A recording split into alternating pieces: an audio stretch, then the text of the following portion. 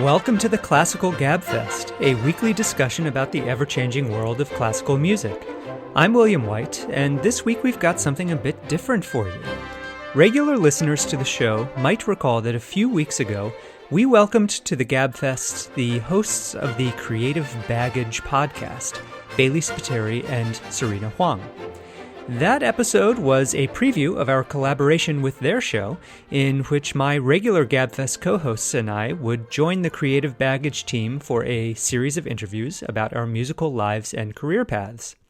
The first of those episodes drops today, in which Bailey and Serena interview my co-host Tiffany Liu.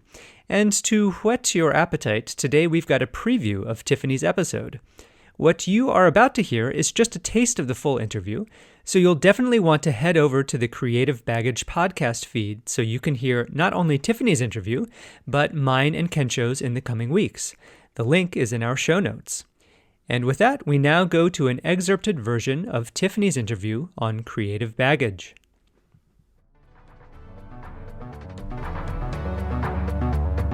My name is Tiffany Liu.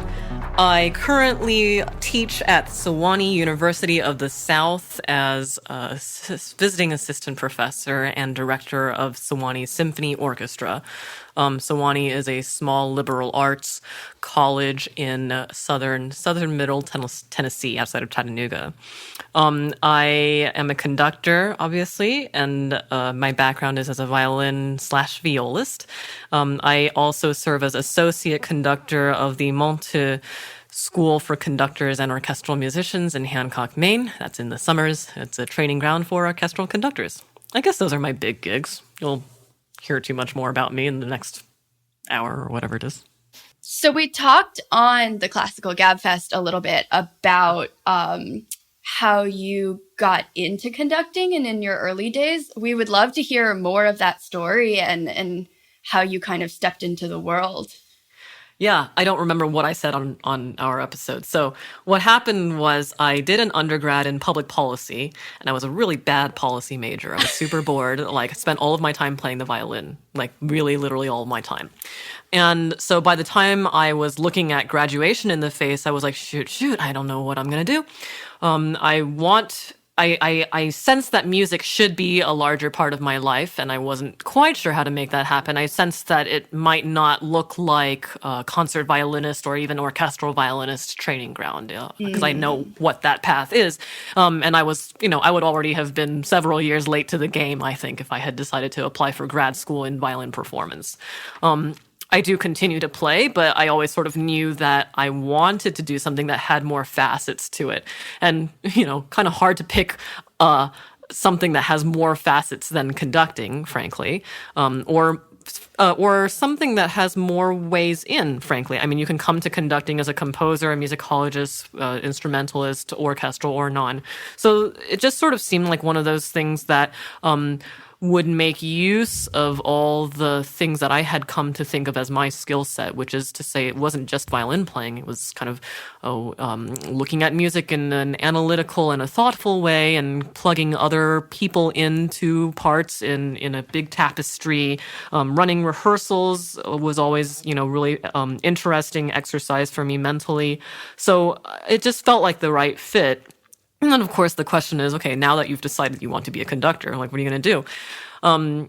You talk to conductors, and they're all like, well, there is no one path to conducting.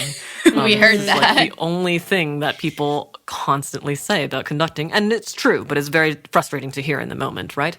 So I took about half a year, we'll say off. I went to China and did a bunch of language things, and I worked for the World Expo, and I kind of took it wasn't really time off. It was more like, oh, here's a program that seems like it would occupy my time and in a constructive post-graduation type way. So that was about 3 to 6 months. And then I started really seriously looking for mentors and advice givers. That just sort of meant that I floated around New York, New Jersey for about a year, just trying to see as much as possible, convincing people to let me run their podunk, string quartet plus piano type things, and helping out run sectionals where I could at my alma maters, and just generally poking around New York, seeing who would let me in the door. And then I managed to get my childhood youth orchestra to let me do something similar. So I ended up moving back home for a year. During both of those years, I was doing the application cycle grind for grad schools, master's programs in conducting, since I had no training and knew that I needed it. So it did take me until the second go around of that process to get in anywhere. But then I ended up at Ithaca for master's, and then the rest of my path is much more kind of standard. But the way in, I remember as being very fraught. Yeah. Did you battle between choosing music for undergrad and majoring in policy, or was it clear to you at that point that you didn't want to go down like a performance route? Yeah, that's a good question. I did really seriously pursue music, and I did audition at some music schools for violin for undergrad. And then it just ended up that between my top choice for what would have been, I guess, a music probably double major, which I probably would have been at University of Michigan, Ann Arbor, or the place where I really wanted to go which was Princeton. Then it was with the finances, everything just kind of became clear. I ended up at Princeton, unbelievable level of music making there, and also unbelievable choices in terms of what I actually wanted to engage in. So did I ever really consider majoring in music at Princeton? No, not really. I mean, there's just too much else to do there. But I always kept it as part of my arsenal of things that really kept me alive during that time. And I'm not saying that public policy is like a soulless major that I wasn't interested in or anything like that. What I think really was the sticking point for non-music majors that I was considering at the time was just I wasn't spending all of my free time doing that. And you should be doing more than one thing. So I don't think it would have been a good idea to major in music at Princeton. But I did want to take advantage of all that was around me. And so that was, I had a soul searching moment in about sophomore year where I thought, oh my gosh, I'm playing so much violin. Maybe I should get on the audition train. And so I took a couple professional auditions and I advanced. I mean, I did well. But in the end, it wasn't the right timing for that. So I had some growing pains. And I did think about pursuing violin seriously, but I ended up just sort of staying to see whether I could sharpen my mind, in the course of my undergrad with whatever tools were available to me, which is very considerable at Princeton. Yeah. That background really, really resonates with me. I did pre-college at Juilliard, and I have so many friends who were kind of like you, maybe burdened by all the possibilities because they were all very academically successful, highly intelligent, but also great musicians and loved music. And I feel like at my age, I'm seeing so many people feel kind of lost, literally changing back and forth between getting a corporate job and taking auditions and then going to grad school for music, but then switching and then switching again. And I'm wondering, now that you're through with it, do you see any of the benefits of that kind of meandering or switching back and forth? What did you learn from that process? As somebody who essentially chose conducting because they didn't want to commit too narrowly to any one thing. I mean, I do come from that philosophical kind of liberal artsy kind of approach. I mean, I believe in that quite firmly. You're not supposed to only be one thing. You're not supposed to be all consumed in one passion that's going to take you from now to your dying day. That's way too much pressure to be looking at any point in your life, let alone your teens and your 20s. So I see a lot of value, not necessarily in waffling, but in appreciating scope of what life has to offer us. I mean, it's just more fun that way. It's more fun. And that doesn't mean that I didn't have I really leaned in at some points to my music nerdery, and there were some points at which my grades did suffer because of that, and that's all part of the story, right? You can lean into whatever you want, as long as you're kind of being honest with yourself about if it really does for you what you want it to do, which is not always just having fun. Yeah, I love that. And I think that I guess my question is when you were at Princeton, and maybe I'm stereotyping like the Ivy League experience, but I don't think I am. Stereotype me. It's okay. But there are so many people there that are like one track mind. Like, what was that experience kind of knowing, because at the time you're coming in with a very impressive musical background and doing something else that's not music. Like, did you find resistance from your colleagues on being so open to what life has to offer? Or am I wrong? And that most people were doing a lot of different things, and it was rare to find someone who was just 100% in what they're doing. I can think of quite a few examples of both of those categories. Yeah, I wouldn't, and I don't know whether this has become more or less true since then. It was my impression when I entered undergrad, it was like, oh, everybody's like so brilliant. And actually, there were, at Prince, everywhere you go, there's still going to be like creme de la creme, kind of knows exactly everything. And like our class president was like one of these people, and he was awesome. He was so cool. But most people were, to some degree as insecure as I was about what the path was going to be, which is right and proper at 18 years old.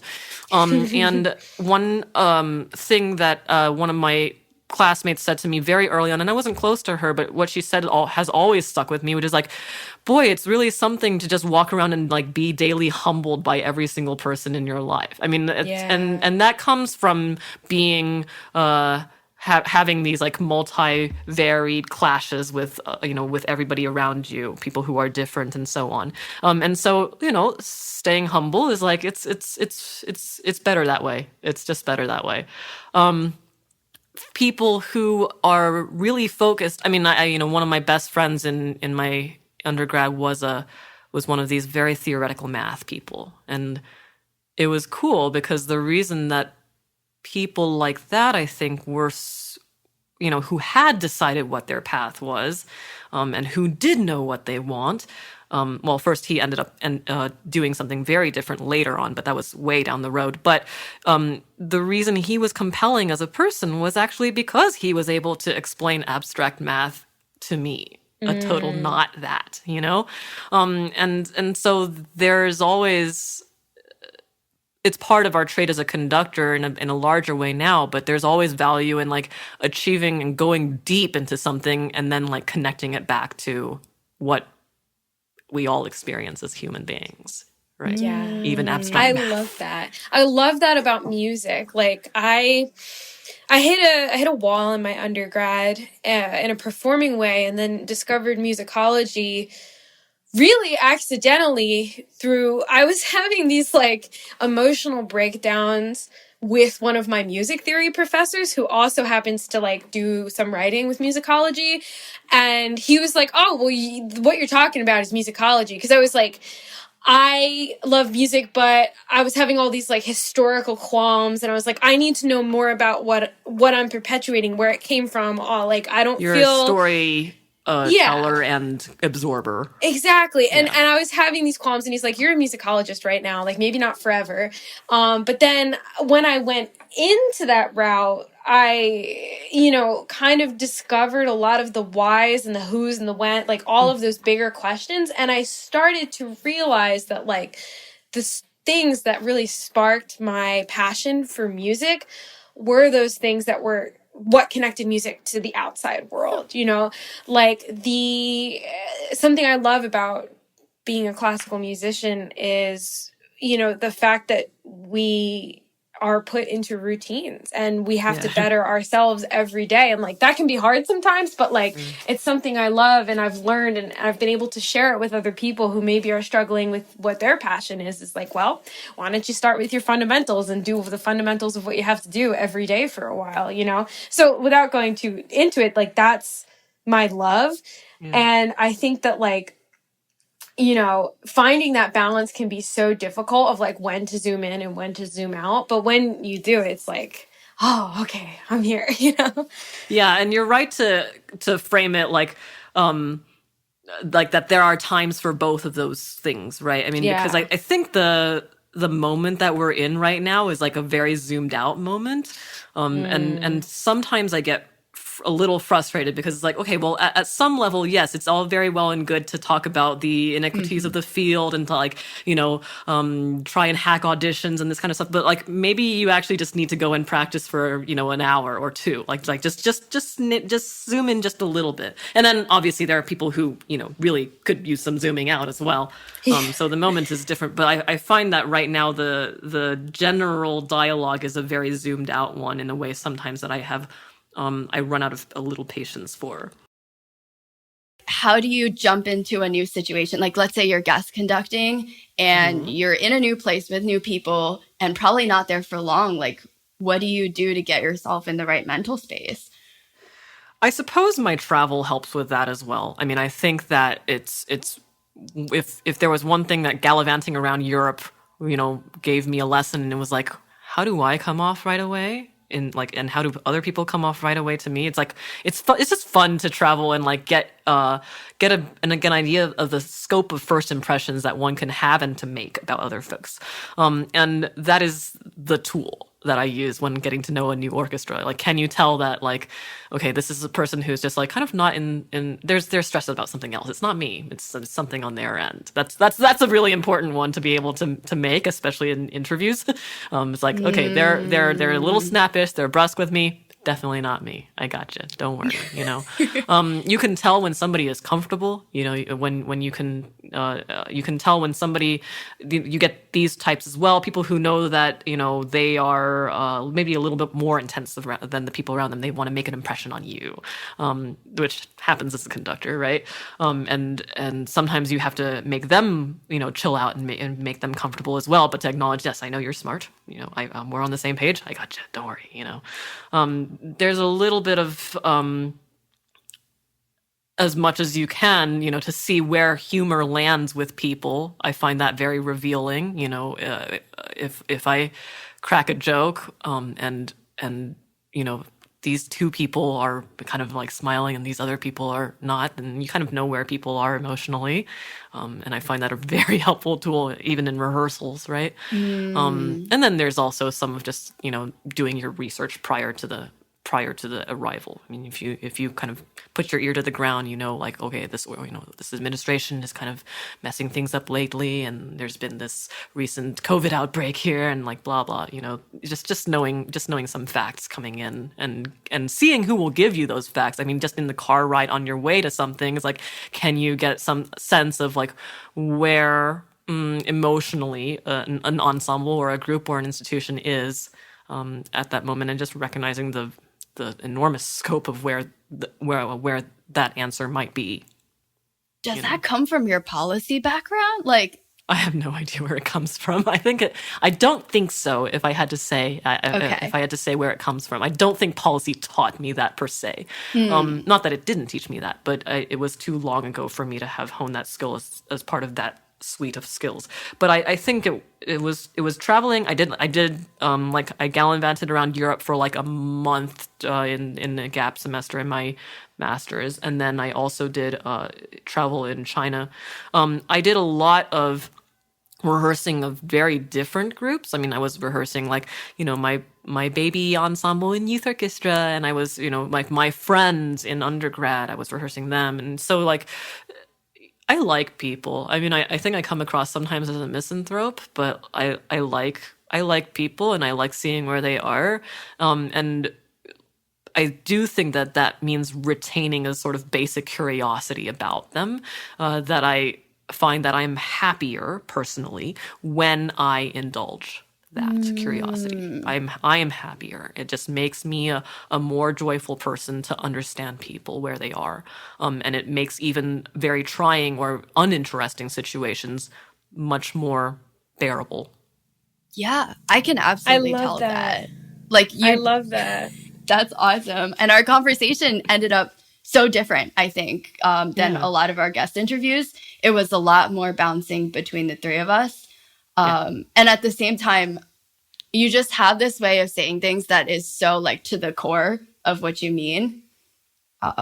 It's really cool. I don't know what else to say. It will. I mean, and I would say I appreciate. I wrote this in an email just today. Is like I like when interviews are conversations, and it's just more fun for everybody. I don't actually think. I mean, me as an interview subject, like, isn't that hilarious? Like, who wants to hear me talk for like an hour or whatever? It's much more interesting if we're talking about things, not me. And by the way, it's been my sensation in our conversation that you, in fact, do have those skills, and you can lean into those too. And so, and inherently, everybody has the angle at which that skill, the ability to articulate and enjoy feeling one's own emotional state and convey that to the world. Everybody has a point at which that kind of is able to burst out a little bit. Yay! So. Oh, I wish we could keep talking longer. I'm on a bit of a schedule today too, but this was an amazing interview. Good job. Well, we hope you enjoyed that bit of Tiffany's episode of the Creative Baggage podcast. And I'll just remind you that that was only a portion of the whole episode, and the CB team has episodes with me and Kensho coming up soon, so you'll definitely want to subscribe to the Creative Baggage feed, which is linked in the show notes. And on the topic of podcast collaborations, I'll also mention that my episode of the Moveable Do podcast just dropped this week as well, so we will link that in the show notes too. And finally, it wouldn't be an episode of the Classical Gabfest without at least one classical mixtape suggestion. So this week, I'm going to play you out with one of my favorite bits of random 18th century harpsichord music performed by my very favorite harpsichordist, Jean Rondeau. This is La Marche des Scythes by Joseph-Nicolas Pancras-Royer. Enjoy.